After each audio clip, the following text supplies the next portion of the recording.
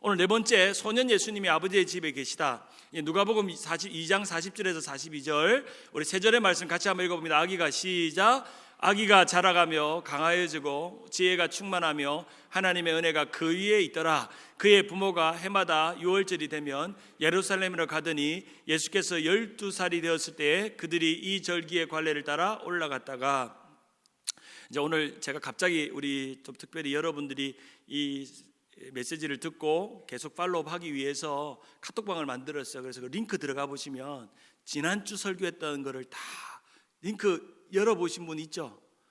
나중에 한번 카톡 열어보시면 지난주 이 화면에 나왔던 게 그대로 다 있습니다. 그래서 오늘도 이 강의를 한 거, 이 메시지를 나눈 것에 대해서 있고, 거기서 그림 파일로 다운도 받을 수 있거든요. 그래서 따로 필기를 안 하셔도, 요즘은 워낙 스마트폰이 좋은 시대니까 그렇게 여러분들에게 좀 드리려고 합니다. 그래서 그 카톡방은 이 공부가 끝나면 이제 클로즈 하는 걸로 하고, 또 새롭게 오픈하면 또 오픈해서 자료를, 여러분에게 좋은 자료들을 제공할 수 있도록 그렇게 하겠습니다. 사람으로 오셨죠. 예수님은 하나님이시지만 사람으로 오셨습니다. 특별히 오늘 누가복음 2장은 예수님의 유년 시절, 예수님의 어릴 적의 이야기가 등장합니다.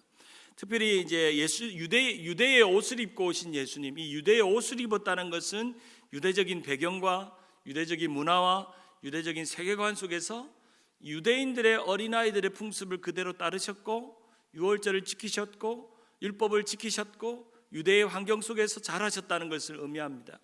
왼쪽의 그림은 유대인들이 입는 옷이고, 오른쪽에 왼쪽에 제일 끝에 그 흰머리 날리는 그림은 우리가 흔히 상상하는 예수님의 그림이고, 가운데 가장 촌스럽게 생긴 그림은 2000년도에 그 맨체스터 연구소에서 그 예수님 시대에 살았을 법한 사람들의 유골을 발견하고, 예수님은 그 얼굴을 이렇게 3D로 만드니까 이런 얼굴이 나오더라는 거예요.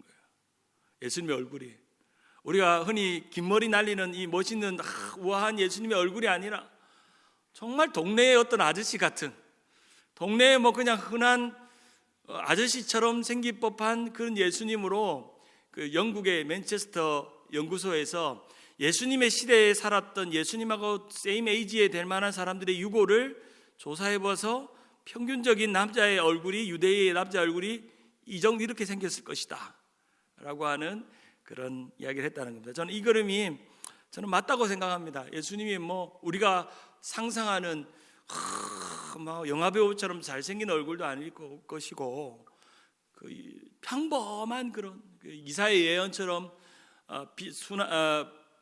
아름다운 빛도 없고 그저 그런 얼굴처럼, 평범한 얼굴처럼 우리 곁에 사셨고, 그러나 그분의 하는 말이나 그분이 하는 행동이나 그분이 보여진 인격은 그 평범한 얼굴에서, 흔히 보여지는 평범한 얼굴과는 다른 놀라움이 있었다는 겁니다.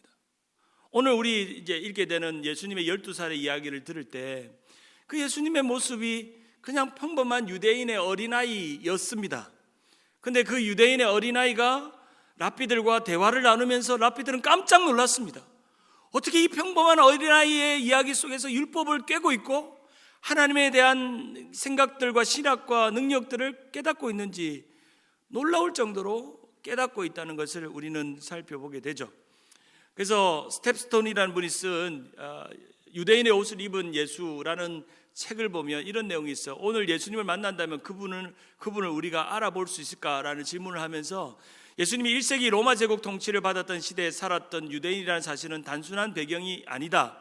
예수님은 구약을 절대적인 진리로 믿고 당시 유대인의 세계관을 갖춘 유대 공동체의 일원이었으며, 이스라엘의 죄를 자신의 죄로 여겼고 이스라엘이 회복해야 온 세계가 회복된다고 믿었던 한 유대인이었다는 겁니다. 한 유대인이었다는 겁니다. 그러나 그는 유대인으로 끝나지 않았고, 그는 메시아였고, 그는 우리의 구주였고, 그는 우리의 구원자였고, 그는 하나님이셨습니다. 이러한 관점에서 예수님을 이해하는 것은 매우 중요하다. 예수님이 누구며 그분이 행하시는 일의 의도를 생생히 알 수 있어야 한다. 우리는 특별히 1세기 유대인의 관점에서 오늘을 이해해야 합니다. 특별히 오늘 우리가 읽었던 예수 배운 분들은 아시겠지만, 예수님께서 유월절에 아버지 누구죠? 요셉과 어머니 누구죠? 마리아와 함께 성전에 유월절을 지키러 가다가 그 행렬에 따라가다가 예수님을 놓쳐버리죠. 예수님을 잊어버리죠. 근데 하루 길을 갔는데 왜 몰랐을까? 왜 몰랐을까? 그런 질문 해보죠. 저도 어릴 때 해운대, 여름 되면 해운대를, 저희 동네에는 가까우니까 피서를 해운대로 가요. 그러니까 이제 제가 광안리 해운대 옆에 수영이라는 동네에 살았는데, 해운대랑은 걸어서도 갈 수 있는, 좀 막 걸어서도 한 30분이면 걸어가면 해운대가 나오는. 그래서 가족들하고 한번 날을 잡고 어릴 때 해운대를 갔는데, 해운대 가면 다 똑같잖아요. 그래서 제가 어릴 때 6살 때인가요? 저를 잃어버렸어요. 그래서 처음에 뭐 파라솔 밑에서 이제 옥수수 까먹고 수박 까먹고 있다가, 자 수영하러 가자 이렇게 들어갔잖아요. 들어갔는데 몇만 명이 몰려있는 해운대, 여러분 가보신 분 있으시죠? 해운대 들어갔는데 우리 엄마 아빠 파라솔을 못 찾겠는 거예요. 그래가지고 우리 아버지 어머니는 막내 아들, 이 귀중한 막내 아들을 찾는다고 그 수영복 바람에 쫓아다니면서 형들하고 누나하고 저를 찾아다니고, 나는 어디론가 갔는데 이 집이 아니야, 이 파라솔이 아니야, 저 파라솔이 아니야. 그렇게 하다가 우연히 이제 해양경찰 아저씨한테 잡혀가지고 미아보호소에 앉아있는데, 옆에 있는 아이들이 주르륵 앉아있는데 한 아이가 울기 시작하면 같이 울기 시작하는 거야. 엄마 하기 시작하면 옆에가 엄마 하고 울고, 아저씨가 사탕 하나씩 주고 사탕 하나 빨고 있다가 또 하나가 엄마 하기 시작하면 또 같이 합쳐가면서 엄마 하면서 방송에 내 이름이 나오는 거야. 수영동에 사는 어린이, 신용한 어린이 엄마 아빠는 지금 미아 보호소로 오시기를 바랍니다. 신용한 어린이, 그러면서 애들이 불려지는 것마다 부모가 와서 찾아가는데 우리 엄마 아빠가 안 오는 거예요. 내가 그때 짧은 6살, 7살 생각에, 드디어 우리 엄마가 나를 버렸구나. 우리 형님, 형님, 그렇게 우리 형님을 귀중하게 생각하더니 어쩌다가 내가 생겨가지고 나를 낳았는데 나를 버렸구나. 그 짧은 순간에 7살, 6살 될 때 온갖 생각이 다 나는 거예요. 다른 아이들, 미아 아이들, 이제 울 아이들도 다 사라졌어. 엄마 아빠가 찾아가서 다 데려가고. 수영동에서 온 신용한 어린이 보호자는 미아 보호소로 오기를 바랍니다. 마지막에 엄마 아빠가 왔네요. 얼마나 반가운지. 왜 이야기를 하냐면, 예수님을 왜 잃어버렸을까를 이해하려면 그 1세기의 유대의 시대가 어땠는지를 알아야 돼요. 예수님이 왜 유대인 어린이로 태어나셔서 그 일을 당하셔야만 했는지에 대한 배경을 오늘 잠깐 설명하려고 합니다. 예수님께서 어떤 사진을 보니까, 예수님께서 이제 성전에서 이제 랍비들과 또 서기관들과 함께, 이렇게 바리새인들과 함께 이렇게 이야기를 나누는 그런 참 당당한 장면이죠. 이 장면이 무엇을 의미할까? 특별히 그냥 예수님은 참 말도 잘하고 똑똑한 분이야 라는 걸 설명할까? 이 장면이 왜 성경에 기록되어 있을까?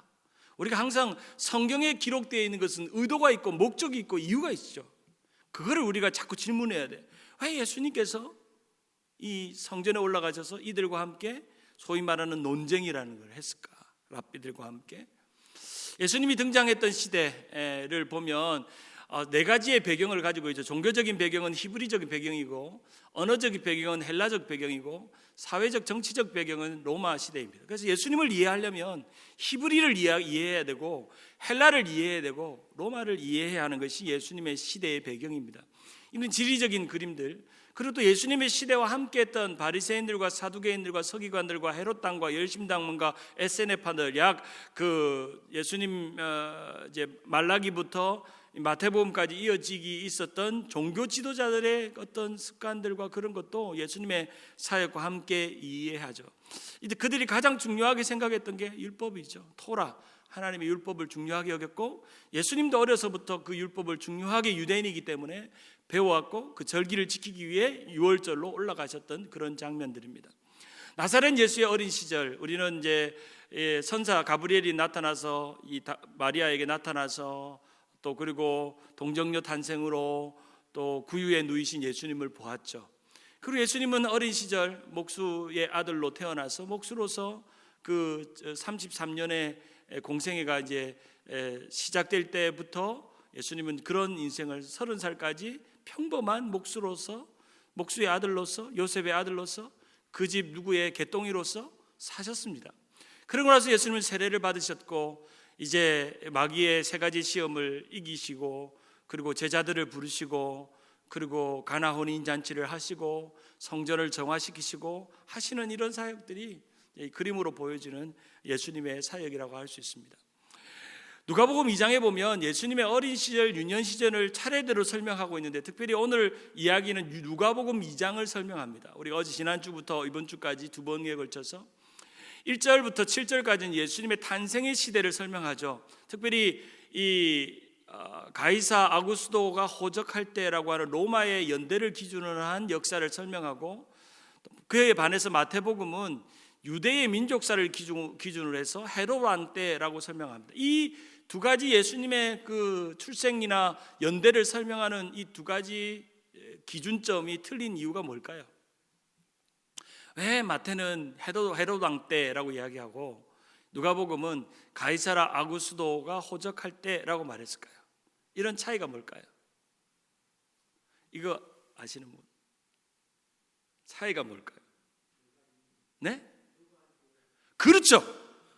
이 복음서가 누구를 대상으로 하고 있느냐에 따라서 그 대상자가 이해하기 쉬운 역사적인 스토리와 배경을 가지고 있는 거죠.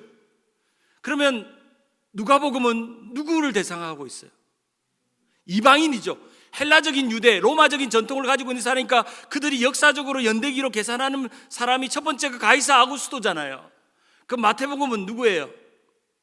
유대인이잖아요.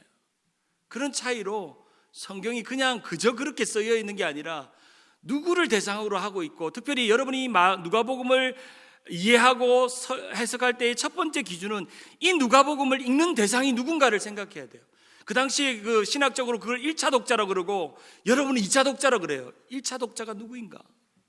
이 누가복음은 이 헬라적인 배경과 또 이방인들과 그리스도를 알지 못하는 비그리스도인들을 대상으로 누가가 치밀하게 예수님의 역사를 기술하고 있는 내용입니다. 8절부터 20절까지를 우리 지난주에 살펴보았던 목자들과 천사들의 경배를 받죠. 그런데 반대로 마태복음은 동방박사들의 그런 경배를 받습니다. 이걸 일부러 대비를 시키죠. 이 누가복음은 낮고 천한 한 인간으로서 오신 예수님에 대해서 강조하기 위해서 정말 우리와 같이 목자와 평범한 사람들 곁에 오신 예수님을 강조했고, 이 마태복음은 유대인들이 생각하는 존귀한 메시아를 부각시키기 위해 동방박사의 이야기들을 가지고 옵니다. 누가복음 2장 14절 같이 한번 읽어봅니다. 지극히 시작. 지극히 높은 곳에서는 하나님께 영광이요 땅에서는 하나님이 기뻐하시는 사람들 중에 평화로다. 이 하나님의 고백들이 이 마태복음에는 동방박사들의 경배로, 누가복음에는 천한 목자들의 경배로 이야기됩니다. 21절에 보면 예수님께서 태어나셔서 할례를 받죠. 누가복음 2장 21절에 보면 할례 8일이 되매 그 이름을 예수라 하니 곧 잉태전에 천사가 일컬었더라. 예수님이 하신 행위 중에 할례와 세례가 무슨 의미인가를 생각해 보아야 합니다. 유대인으로서 난제 8일 만에 할례 받는 것이 무엇을 의미하는 것이며, 또 예수님의 공생애를 시작하면서 세례를 받는다는 것이 무엇을 의미하는가, 이거는 설명이 좀 길기 때문에 여러분이 한 번 더 고민을 해보시기 바랍니다. 예수님이 할례를 받는 것과 예수님이 세례를 받는 것이 예수님에게는 어떤 의미였을까를 한 번 더 생각해 보기 바랍니다. 22절부터 35절까지는 유대인의 결례의식에 따라서 난지 이스라엘 자손 중에, 출애굽기 13장 2절 같이 한번 읽어봅니다. 시작. 이스라엘 자손 중에서 사람이나 짐승을 막론하고 태에서 처음 난 모든 것은 다 거룩히 구별하여 내게 돌리라. 이것은 내 것이니라 하시니라. 예수님께서 유대인의 결례를 따라서 정결의식을 갖죠. 그건 레위기 12장 2절부터 6절까지의 내용과 관련이 있습니다. 12장 6절에 보면 아들이나 딸이나 정결하게 되어 있는 기한이 치하면 그 여인은 번제를 위하여 1년 된 어린 양을 가지고 속죄를 위하여 집비둘기 새끼나 산비둘기 회막문 제사장에 가져간다. 제사장에 가져가서 예수님은 자신의 정결을 위해서 하셨죠. 유대인이 하는 모든 것들을 다 하셨다는 겁니다. 그래서 시므온은 그 예수님에 대해서 누가복음 2장 28절과 23절에 이렇게 고백합니다. 우리 28절부터 33절 한번 읽어볼까요? 시작. 시므온이 아기를 안고 하나님을 찬송하여 이르되 주제여 이제는 말씀하신 대로 종을 평안히 놓아 주시는도다. 내 눈이 주의 구원을 보았사오니 이는 만민 앞에 예비하신 것이요 이방을 비추는 빛이요 주의 백성 이스라엘의 영광이니이다 하니 그 부모가 그에 대한 말을 놀랍게 여기더라. 여기서 이 23절과 마지막에 오늘 50절에 등장하는 부모의 반응이 어떻게 차이가 나는지를 한번 생각해 보세요. 갑자기 이 시므온이 와서 이 아기 예수님을 보고 이 찬송을 부릅니다. 놀랐다는 거예요. 왜 놀랐을까? 왜 이런 찬송을 듣고 이 부모 마리아와 요셉이 놀랐고, 또 예수님께서 마지막에 성전에서 아기 예수님에게 찾아가서 예수님이 이렇게 떨어져 있는 걸 왜 우리에게 말 안 했습니까? 라고 하니까 이 예수님께서 어머니 아버지에게 그러잖아요. 왜? 제가 아버지의 집에 있을지 왜 깨닫지 못했습니까? 라고 말합니다. 그러면서 그 50절에 뭐라고 적혀있는 성경을 보시길 바랍니다. 여기서 우리가 주목해야 될 것은 요셉과 마리아가 예수님을 어떻게 인지하고 있느냐.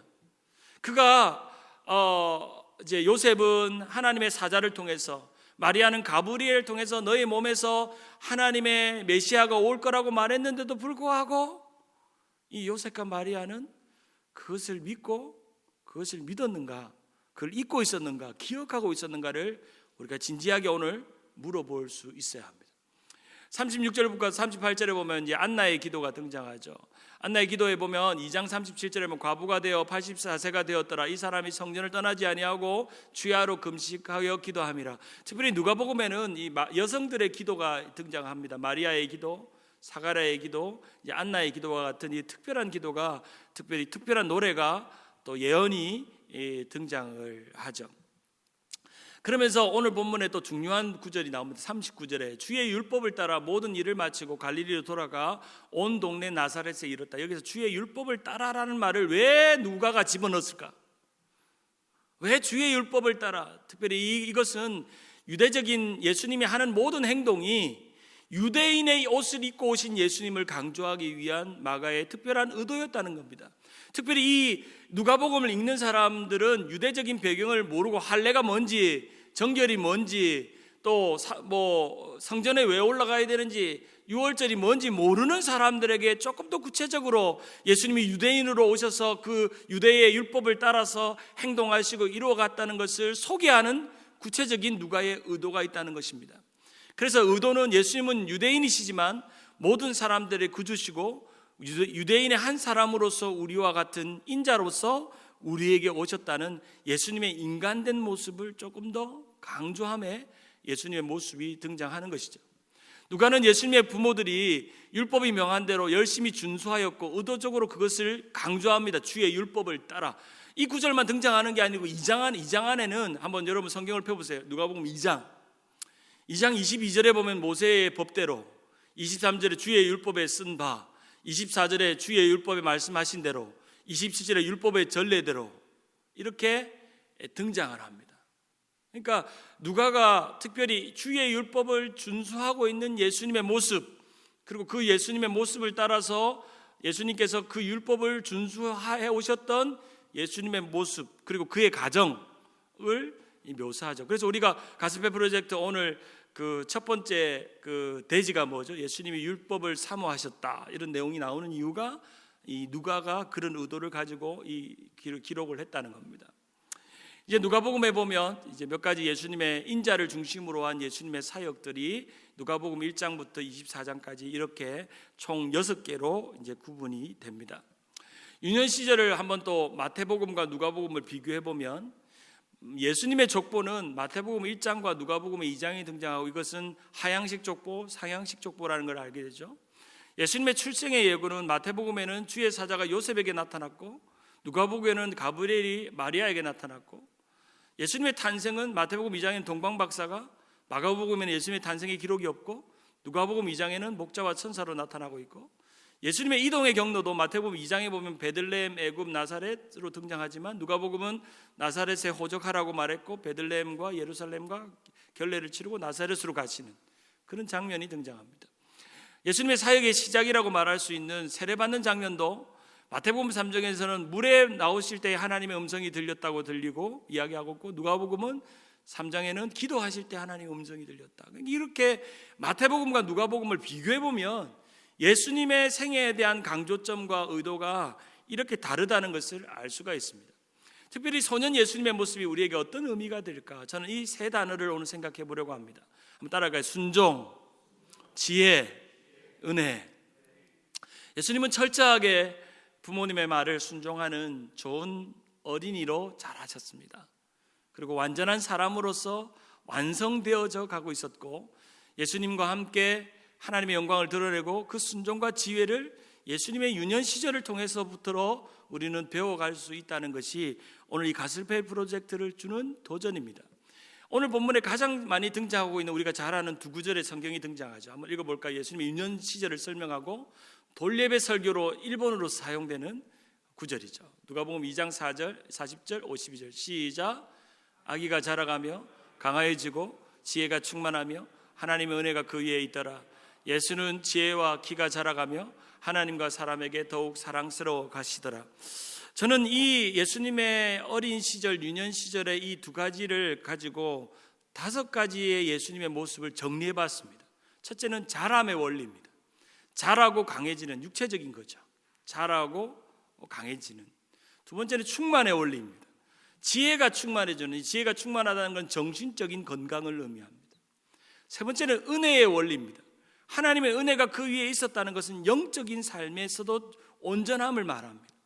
네 번째는 균형의 원리입니다. 이것은 지혜와 키가 함께 자랐다는 겁니다. 이 정신적인 거나 육체적인 게 균형감 있게 자랐다는 좋은 인격의 사람이었다는 것을 지혜와 키가 함께 자랐다는 의미로 설명할 수 있습니다. 다섯 번째는 사랑의 원리입니다. 하나님과 사람에게 더욱 사랑스러워 갔다는 것은 예수님의 성품 속에는 하나님에게 사랑받고 사람에게 사랑받을 수 있는 좋은 성품의 사람이었다는 것입니다. 그래서 예수님은 인간으로서 가질 수 있는 완벽한 균형감 있는 어린이로, 그리고 성인으로 예수님은 준비되어져 갖고 자라갔다는 겁니다. 그래서 우리가 그 예수님을 닮는다라고 하는 것은 그저 예수님의 온유와 겸손을 닮는, 예수님의 십자가의 죽으심을 닮는다는 것을 의미하는 것이 아니라 완전한 인간으로서의 예수님, 우리는 신적인 모습을 닮을 수 없잖아요. 예수님의 신적인 모습을 우리는 닮을 수 없습니다. 인간으로서 오신 그 예수님의 온전한 모습을 닮아갑니다. 자라고 충만하고 은혜롭고 균형감 있고 사랑스럽고 육체적이고 정신적이고 영적이고 인격적이고 성품적인, 한번 따라할까요? 육체적인 건강함, 정신적인 건강함, 영적인 건강함, 인격적인 건강함, 성품적인 건강함, 이 5가지가 균형감 있게 예수님은 잘하셨다는 것을 누가는 너무나도 구체적으로 우리에게 설명해 주고 있는 것입니다. 이제 드디어 예수님은 6월절이 돼서 12살이 되었고 또 관례를 따라 절기로 올라갔지만 그날 지나갈 때 그 부모는 예수님을 잊어버렸습니다. 하루꼴이 지나가고 나서 예수님이 없는 걸 알았습니다. 어째서 이런 일이 일어났을까라고 하는 이해를 조금 돋우기 위해서 특별히 신명기 16장 16절에 보면 이제 유대인들은 세절기, 무교절, 칠칠절, 초막절에 성전으로 올라가게 되어 있습니다. 특별히 남자들은 더 그렇고요. 그런데 이제 역사가들을 보면 왜 그때 뭔가 해프닝이 일어날 만한 상황이 있으니까 예수님 해프닝이 일어났겠죠. 바벨론 포로 시대 이후에 유대인들이 이 세절기를 다 올라가지를 못했습니다. 그 당시 이 세절기마다 예루살렘으로 다 올라가야 돼도 불구하고 대체로 제일 많이 유대의 절기를 지키는 날이 6월절이었습니다. 그래서 그 6월절에 비록 아주 많이 붐비는 민족의 대이동이 있었던 것입니다. 그래서 7일 동안 이 무교절과 6월절을 지키는데 민족의 대이동이 일어났고 예수님이 12살이 되던 이 나이는 성인도 아니고 어린아이도 아니고, 그리고 어린아이 취급하기는 좀 그렇고 성인 취급하기는 좀 어중간한 그런 나이였습니다. 아마 어중간한 나이였던 예수님은 여인들과 어린아이들 행렬이나 남자들 어른들 사이에 성인 남자면 유대인들은 이 순례의 행렬에 2행렬로 갑니다. 이건 유대적인 배경이에요. 엄마 이제 12살 밑에 어린아이들은 엄마나 여자들의 행렬에 따르고 또 12살 이상의 훨씬 더 성인에 가까운 나이들은 남자들의 행렬에 따릅니다. 여기서 문제가 발생했습니다. 이 행렬 중에 예수님이 있다고 생각했는데 아버지 요셉은 이 12살의 어중간한 나이였던 성인도 아니고 어린아이도 아닌 어중간한 예수님이 보이질 않았습니다. 여자들의 행렬에 갔겠구나 생각했던 것입니다. 그리고 엄마였던 마리아는 이제 조금 얘가 좀 컸으니까 남자들의 행렬에 갔겠구나 생각했던 것입니다.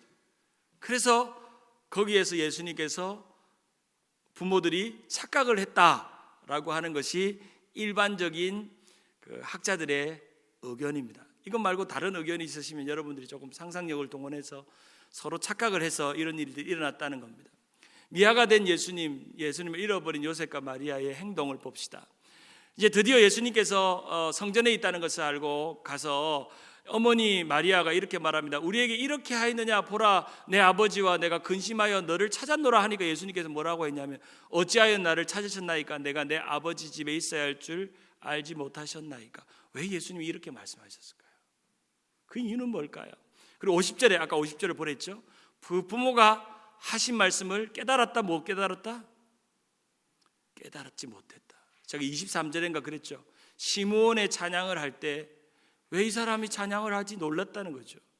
그리고 50절에 부모가 그 말씀을 깨닫지 못했다는 겁니다. 그 의미가 뭘까? 많은 학자들은 예수님께서 이렇게 말씀하신 것에 대한 의도를 이렇게 설명하고 어찌하여 나를 찾으셨나이까, 내가 아버지 집에 있어야 할 줄 알지 못하나이다 라고 말했을 때 주목해야 될 것은 이 아버지라고 불렀다는 겁니다. 아버지의 집이라고. 이것은 예수님의 메시아적 행동이라는 겁니다. 오늘 본문에 등장하는 메시아적 행동이 두 가지가 있는데 집에서 성전에서 랍비들과 대화하신 장면이 메시아적인 행동이고, 두 번째로 예수님의 어머니에게 내가 아버지의 집에 있어야 될지 왜 부모님은 모릅니까? 라고 했던 그 말이 그런 메시아로서 자신을 드러내는 그런 메시지였다는 것을 우리가 알죠. 성전에 예루살렘에 올라가시면서 7번에 걸치시면서 예루살렘 가실 때마다 그런 일을 하셨죠. 이제 마무리하겠습니다. 요셉과 마리아는 예수님이 하나님의 아들이시요 구세주이심을 알았을까라고 하는 그런 질문들을 가지고 여러분들이 함께 나누고, 오늘 세 가지의 주제에 세 가지의 질문들을 좀 나누면 좋겠습니다. 첫 번째는 예수님은 하나님의 율법을 배우고 사모하십니다. 유대인으로 오신 예수님은 어떤 분이셨을까? 두 번째, 예수님은 아버지의 일에 참여하셨습니다. 소년이지만 탁월한 예수님의 모습은 어떠했을까? 세 번째, 예수님은 하나님과 사람에게 사랑스러워 가셨다. 예수님의 성장 과정에서 우리가 도전받고 깨달아야 될 게 무엇일까? 또 우리에게 나누어야 될 몇 가지의 질문들, 그런 것들을 함께 나누는 귀한 시간이 되기를 바랍니다.